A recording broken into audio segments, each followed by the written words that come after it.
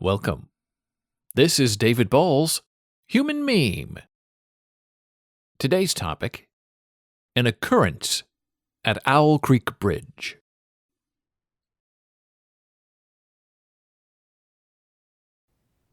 There are some works of art and arts of writing that sustain themselves well beyond their original incantation, and they make such a resounding sound throughout history that their eerie reverberations cannot be denied. Ambrose Bierce's fine story, An Occurrence at Owl Creek Bridge, is one of those echoes that pulsate.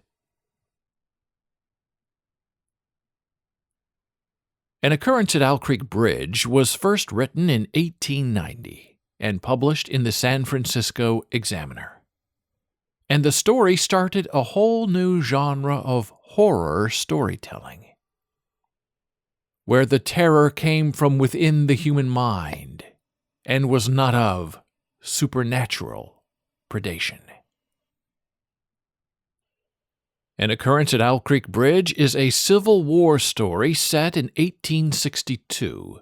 I won't tell you any more of the plot right now, in case you haven't read the story or watched the movie adaptation. And I'll pause right now for a moment for you to stop this Human Meme podcast so you may come back here later to discuss the production. There will be spoilers next, so consider yourself alerted, trigger-warned, and microaggressed. Pausing now. Okay then, we're back. An Occurrence at Owl Creek Bridge is probably best and most commonly known as a short 24-minute black and white movie written and directed by French auteur Robert Enrico in his adaptation based on Ambrose Bierce's short story. Enrico's film adaptation won a Palme d'Or at the 1962 Cannes International Film Festival, and also an Oscar for Best Short Subject Live Action at the 1964 Academy Awards. An Occurrence at Owl Creek Bridge is also a gem of an experience for every first-term film student who are required to watch that movie as a first-time assignment. More on the movie in a bit. An Occurrence at Owl Creek Bridge made its big splash in America on February 28, 1964, as Episode 22 in Season 5 of the last year of the Twilight Zone. Tonight, a presentation so special and unique that for the first time in the 5 years we've been presenting the Twilight Zone, we're offering a film shot in France by others. Winner of the Cannes Film Festival in 1962, as well as other international awards. Here is a haunting study of the incredible from the past master of the incredible, Ambrose Bierce. Here is the French production of An Occurrence at Owl Creek Bridge. Television lore has it that the Twilight Zone host and super genius Rod Serling saw An Occurrence at Owl Creek Bridge in France, and he immediately purchased the rights to air the movie as a Twilight Zone episode. He paid $20,000. And that bargain price saved Rod Serling about $80,000 on production costs for an average episode of The Twilight Zone. An Occurrence at Owl Creek Bridge was a perfect Twilight Zone episode, with a twist ending and everything like that. And the American response to the film was swift, positive, and secure. And Rod Serling proved to us that he was open to recognizing and celebrating a greatness that was beyond him and not a part of him. An occurrence at Owl Creek Bridge, in two forms, as it was dreamed and as it was lived and died. This is the stuff of fantasy, the thread of imagination, the ingredients of the Twilight Zone.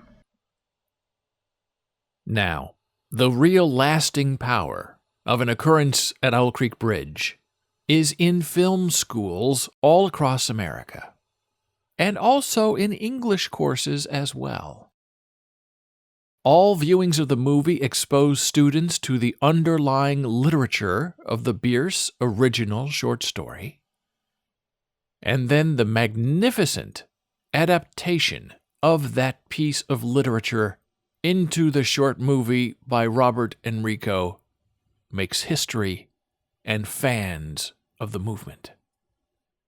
The twist ending of the movie, where a man's life flashes before his life in the final instant of death, still surprises many jaded students today, because Enrico's cinematic staging of the movie fools you along the way into disarming your reality of the fourth wall, and you become emotionally invested in the ridiculous scheme of escape for our protagonist to still be alive in the midst of gunshots, rifle firings, and cannon fodder. And one of the interesting ways that Enrico lulls us into disbelief is in the use of music. Music calms us and alarms us, and music changes the tempo and our thought reality in real time. And so we are cooled down after a swim in hot lead. And the Living Man song is the heart of the movie, pumping us on in beats and pauses, and we are effectively engaged. Because the melody of the song starts right when our hanged protagonist emerges from his fall into the water, after his noose breaks from being hanged. And the sun is shining on his face, and he is alive and not dead. He is escaped, and we are as happy as he is for the wonderment of life.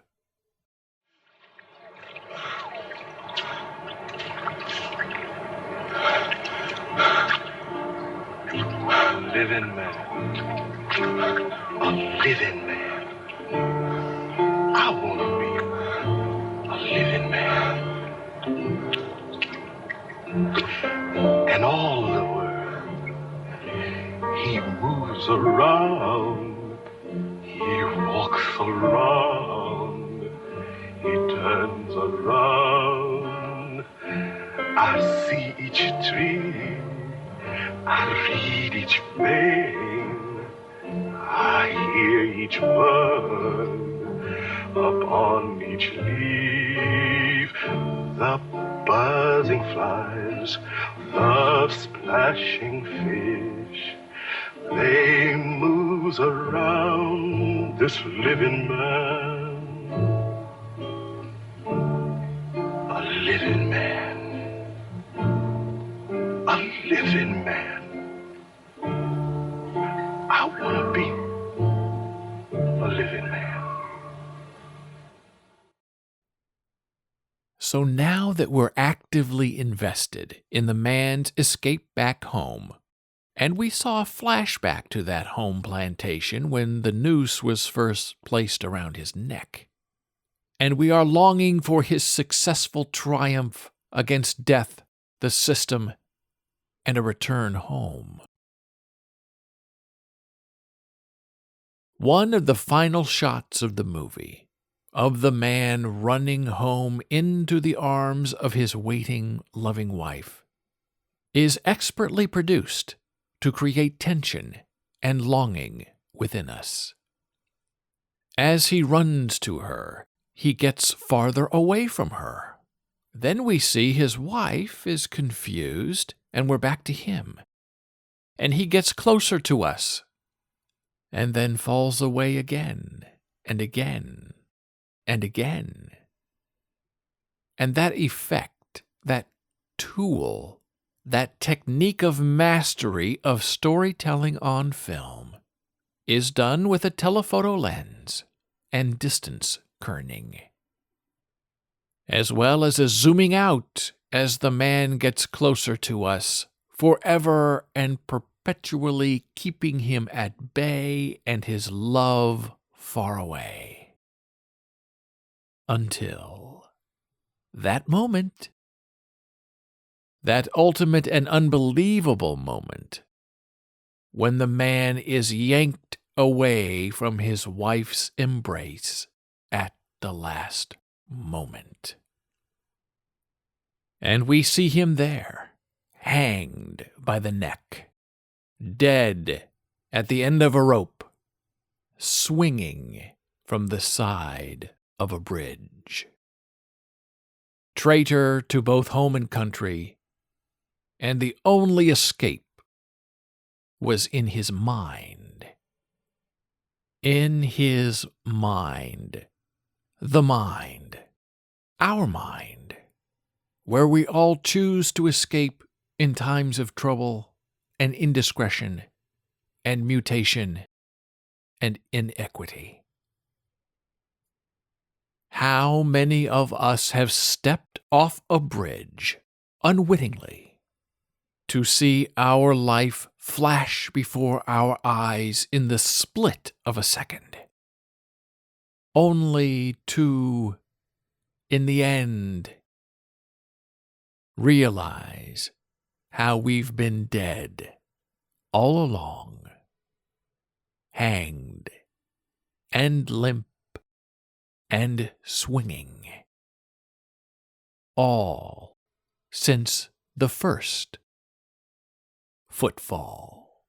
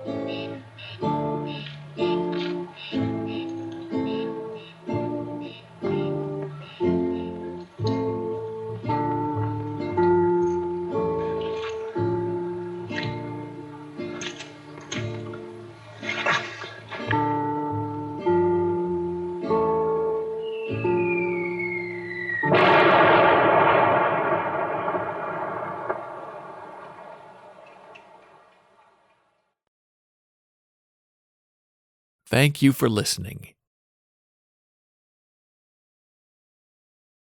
Be a Human meme.